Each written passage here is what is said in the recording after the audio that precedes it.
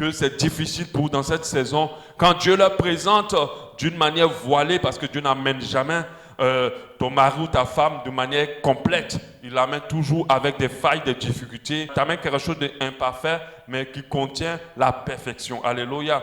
Donc, généralement, quand les critères sont élevés, c'est très difficile de se dire, c'est mon mari, c'est ma femme. Alléluia. On se dit que dès le départ, tout doit être là en place. Non, il y a beaucoup de choses que toi-même, que Dieu va t'utiliser pour créer dans la vie de cet homme ou de cette femme. Donc ne t'attends pas à quelque chose de plein, de complet, de parfait. Revois tes critères, efface plutôt tes critères et laisse les critères de Dieu te guider. Amen. Amen.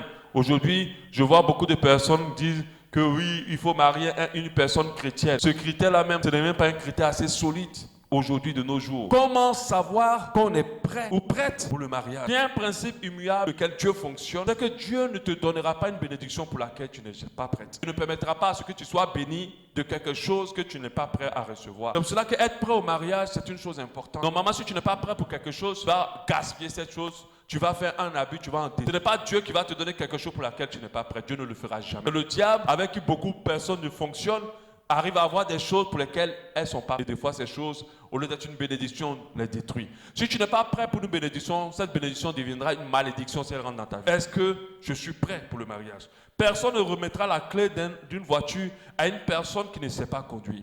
Et comme Dieu nous aime, il ne nous permettra jamais de nous marier si on n'est pas prêt. Que la vie des personnes, plusieurs personnes traînent dans le célibat, ils deviennent des célibataires très endurcis. Comment préparer pour une bénédiction? Vous savez, avant de recevoir une bénédiction, il faut déjà toi-même travailler pour la recevoir. C'est très important. Amen. Pareil aussi pour une femme qui doit tomber enceinte. Dans l'évolution de la femme, arrivé un moment, le bassin va s'évoluer. Ainsi de suite, se préparer à recevoir l'enfant. Alléluia. Nous devons comprendre que Dieu n'amène rien à nous, surtout ses bénédictions, si nous ne sommes pas prêts pour accueillir ses promesses. La personne que Dieu veut envoyer vers toi, il la connaît déjà. Il connaît déjà cette personne.